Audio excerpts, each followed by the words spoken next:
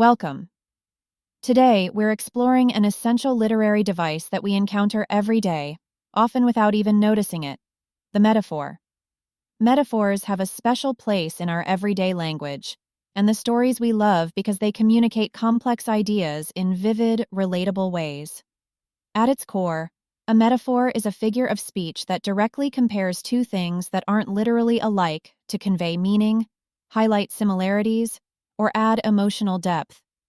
Instead of saying something is like something else, a metaphor boldly claims that it is something else, creating an image or feeling that resonates with the listener. Metaphors are everywhere, in our books, movies, and conversations. Today, we'll explore how metaphors are used in literature and daily speech. We'll look at works like Lord of the Flies, Macbeth, and A Christmas Carol. Plus, we'll break down how to analyze a metaphor so you can fully appreciate this powerful tool in both literature and life. Let's begin with a few familiar metaphors from everyday language. Take the phrase, "time is money."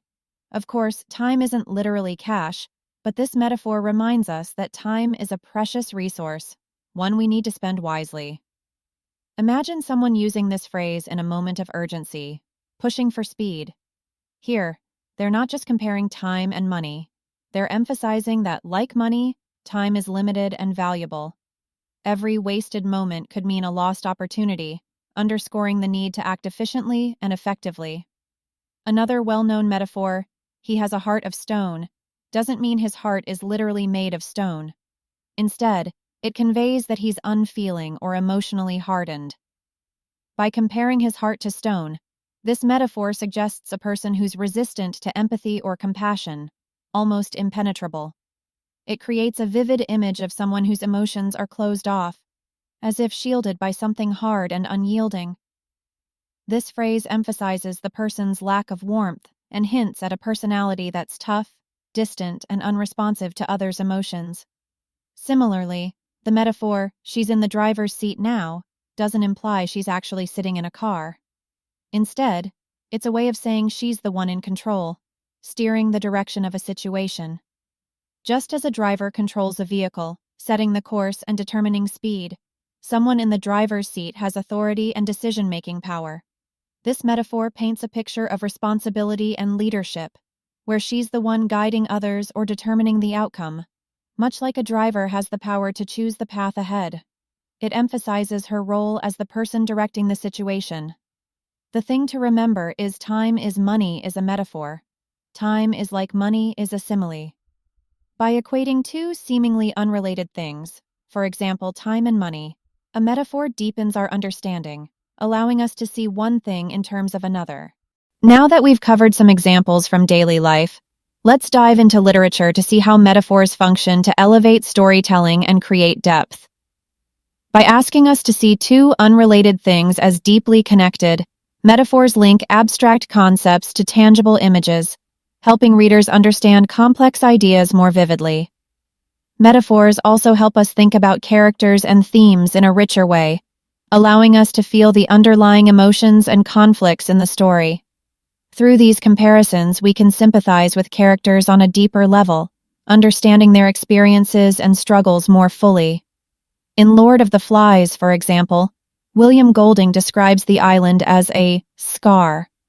The ground beneath them was a bank covered with coarse grass, torn everywhere by the upheavals of fallen trees, scattered with decaying coconuts and palm saplings. Behind this was the darkness of the forest proper and the open space of the scar. The metaphor of the scar appears early in the novel, as the boys find themselves stranded on a previously uninhabited island. The scar refers to the gash left by the crashed plane, a wound on the landscape that disrupts its untouched beauty. This metaphor serves a dual purpose. It vividly illustrates the physical damage done to the island and symbolically suggests the destructive nature of humanity. By describing the crash site as a scar, Golding foreshadows how the boys' arrival will bring harm and disorder to an otherwise peaceful environment.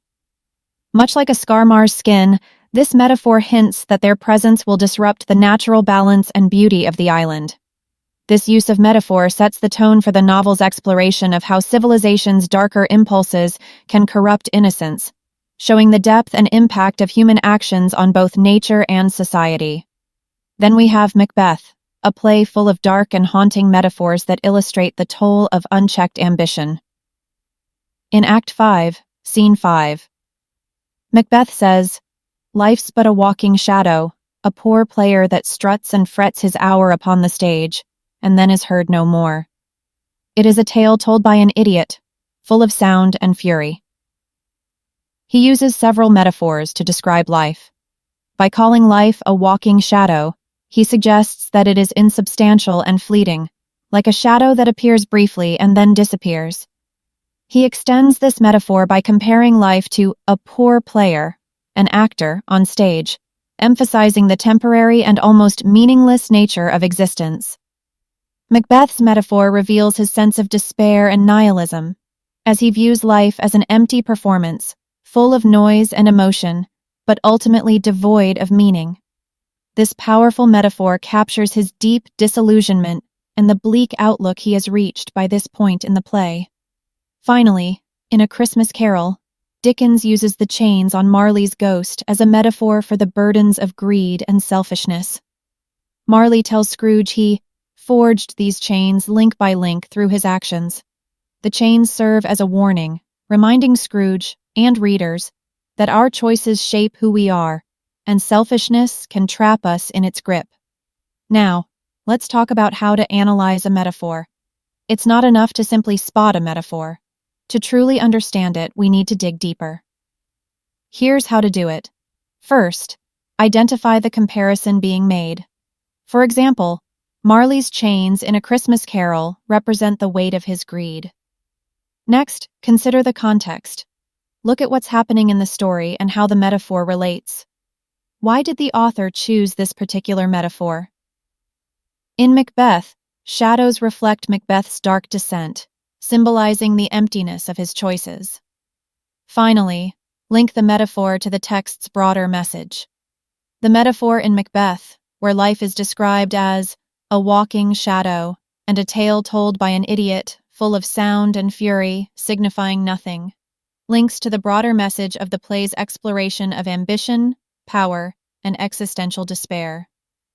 Throughout Macbeth, Shakespeare examines how unchecked ambition can lead to moral decay, emptiness, and ultimately, self-destruction. What's fascinating is that metaphors can create similar effects across different stories, genres, and contexts. They help us visualize ideas, as in A Heart of Stone, where we imagine someone unyielding. And they evoke emotions like Macbeth's metaphor of life as a walking shadow, which stirs feelings of despair. Metaphors aren't just literary devices, they're a way of making sense of the world. They enrich language, inviting us to see beyond the literal and explore deeper meanings. By exploring metaphors, we uncover layers of understanding and connection that make stories, and our own lives, more profound. Thanks for watching. Don't forget to like, subscribe, and share your favorite metaphor from literature, movies, or everyday language in the comments below. See you next time as we continue exploring the world of language and literature.